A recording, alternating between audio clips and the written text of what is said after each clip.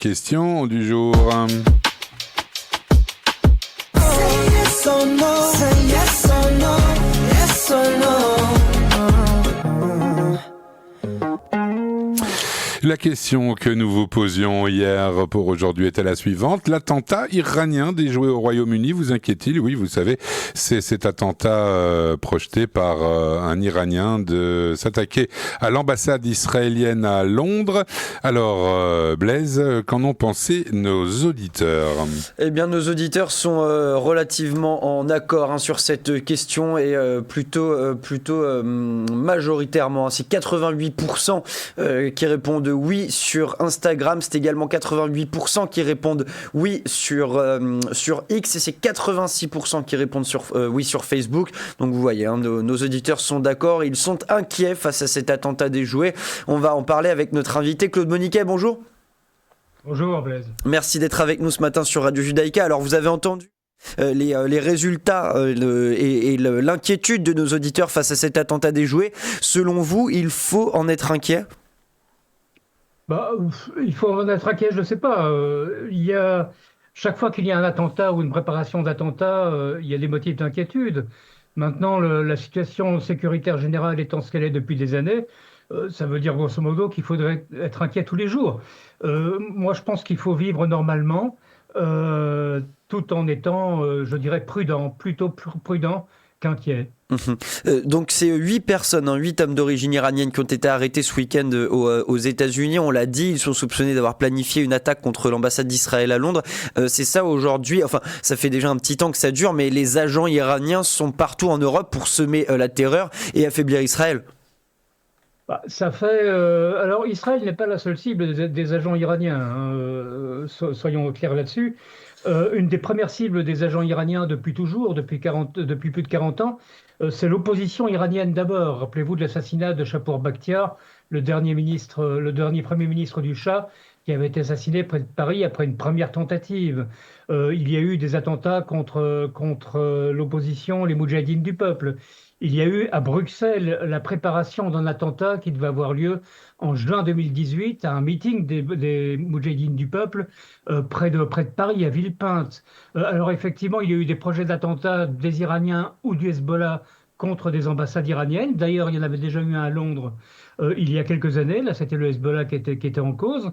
Et puis, il y a eu aussi des attaques iraniennes contre les Kurdes, je parle toujours d'attaques en Europe, contre les Kurdes, contre les intérêts français, par exemple. La campagne d'attentats des années 86-87.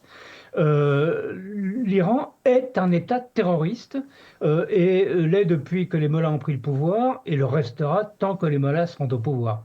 On l'a vu aussi il y a quelques mois à Chypre et en Grèce où il y avait beaucoup d'agents iraniens car proches de chez eux. Oui, mais ils sont partout. En fait, bien entendu, on les trouve dans le bassin méditerranéen. Il y a eu aussi des complots en Italie. Il y a eu effectivement des arrestations qui ont eu lieu à Chypre, où c'était des touristes israéliens à l'époque qui étaient visés.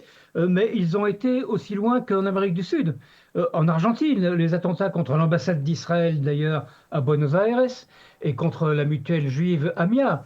Ça remonte déjà à de très nombreuses années, mais l'emprise terroriste iranienne est concomitante à l'existence, alors je ne mets pas en cause tous les chiites bien entendu, mais à l'existence de communautés chiites, puisque l'Iran est une puissance chiite, et s'appuie sur des réseaux qui sont soit iraniens, soit des réseaux libanais liés au Hezbollah et chiites. Donc quand vous avez une communauté chiite quelque part, vous avez un risque d'avoir du terrorisme iranien, comme vous avez un risque d'avoir du terrorisme d'Al-Qaïda ou de l'État islamique quand vous avez une communauté sunnite radicale. Alors, quel est le profil de ces gens, Claude Moniquet ? Ce sont des gens qui sont déjà dans le pays, qui sont contactés par le pouvoir, ou bien c'est des gens qui partent d'Iran pour venir en Europe avec le projet de faire un attentat ? Alors, les profils sont très divers. Si on revient sur ce projet d'attentat qui avait été préparé à Bruxelles en 2018, qui là est totalement documenté puisqu'il y a eu une enquête, des arrestations et un procès qui aboutit à des condamnations très lourdes à Anvers il y a 3 ans. Là, on avait un diplomate iranien, ce qui était très rare. C'était la première fois qu'on avait en Europe, dans le box des accusés, un diplomate iranien, membre des services secrets iraniens, Assadollah Assadi, qui malheureusement a été échangé par la suite dans les conditions qu'on sait et a pu rentrer comme un héros dans son pays. Il y a eu, là c'était donc un diplomate, mais qui était assisté de faux réfugiés politiques, des gens qui se faisaient passer pour des réfugiés en Belgique avec un statut légal, et qui avaient même acquis la nationalité belge depuis 15 à 20 ans. Dans le cas précis de Londres, on n'a pas encore d'informations sur les profils, mais il faut souligner que dans les opérations qui ont eu lieu samedi, donc il y a eu 2 groupes d'arrestations, hein. D'abord 5 personnes à Londres, à Manchester, à Swindon, et dans une 4e localisation que je n'ai pas en tête pour le moment. Oui, Stamford. Et puis 3 arrestations l'après-midi à Londres, donc 2 groupes. Il y a eu des raids de police, des forces spéciales de la police, sur des centres de réfugiés. Donc on peut penser qu'une partie, en tout cas, des suspects étaient de faux réfugiés ou qu'ils étaient susceptibles d'avoir des complices dans ces milieux de faux réfugiés. Alors vous qui êtes spécialisé en contre-terrorisme, Claude Bonniquet, on a vu donc ce grand coup de filet de la part des autorités anglaises. Comment faire pour arrêter ces terroristes avec pour projet de réaliser un attentat ? Comme les Anglais ont fait, c'est une remarquable opération. D'ailleurs, Yvette Cooper, la ministre de l'Intérieur, la Home Secretary, a déclaré que c'était l'opération antiterroriste la plus importante des dernières années. Alors, ce n'est pas des mots en l'air, parce qu'il faut savoir que fin 2024, le patron du MI5, le contre-espionnage et le service de sécurité intérieure britannique, avait dit, donc fin 2024, que depuis 2022, en 2 ans donc, les services britanniques avaient déjoué une vingtaine d'attentats préparés par l'Iran en Grande-Bretagne. Donc si Yvette Cooper dit que c'est l'opération la plus importante, ça veut dire quelque chose. Alors ça s'est fait comment ?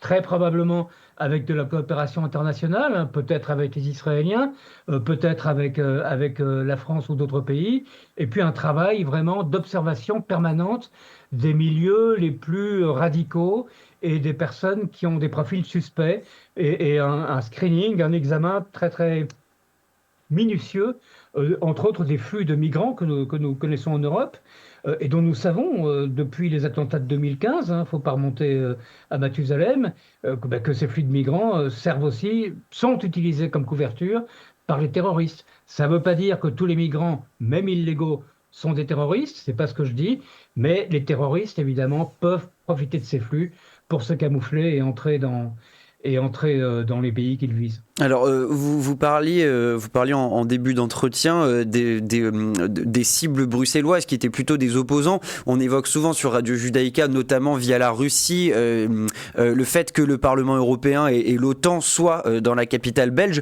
Est-ce que c'est une cible pour les mollahs où ils en ont rien à faire ? Et sous question, la Belgique est-elle suffisamment armée pour contrer ces potentielles attaques ? Alors, il y a plusieurs questions de votre question. L'Union européenne, actuellement, n'est pas une cible en tant que telle pour les mollahs. L'OTAN pourrait l'être. L'OTAN pourrait l'être si la situation dégénérait au Moyen-Orient, s'il y avait une intervention internationale et si des pays de l'OTAN étaient impliqués dans cette opération. Mais ce serait plus probablement les capitales individuelles de ces pays qui seraient visées. Londres, Paris, Berlin, etc., s'ils participent à une opération. Maintenant, est-ce que la Belgique est outillée ? La Belgique, d'abord, a fait de très gros efforts dans le contre-terrorisme, sans révéler de secrets d'État. Il y a une quinzaine d'années, une dizaine d'années, il y avait à peu près 500 inspecteurs et commissaires à la sûreté de l'État. Ils sont 1 millier aujourd'hui, donc ça a doublé. Il y a donc eu des recrutements massifs. Il y a une très très bonne coopération internationale, puisque là, la Belgique a une faiblesse, c'est que les services de renseignement belges sont essentiellement des services de sécurité intérieure. La sûreté de l'État n'a pas d'antenne.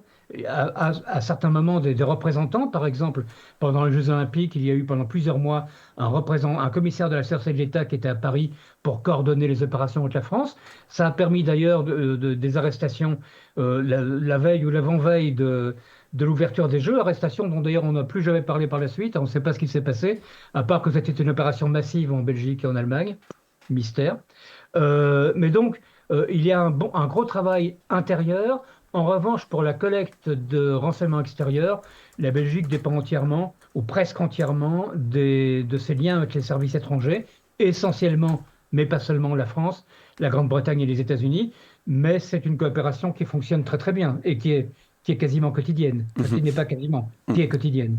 Claude Moniquet, merci beaucoup d'avoir été avec nous sur Radio JDK. Je rappelle que vous êtes expert en contre-terrorisme, co-auteur avec Génoféva Etienne de Comprendre le 7 octobre. Bonne journée et à bientôt. Bonne journée Blaise. Merci beaucoup à Claude Moniquet d'avoir accepté, comme d'habitude, bien gentiment, de répondre à la question du jour. On le retrouve très vite dans cette matinale, Claude Moniquet. 8h55. La question du jour pour lundi, la voici, messieurs, dames. Le gouvernement de Wever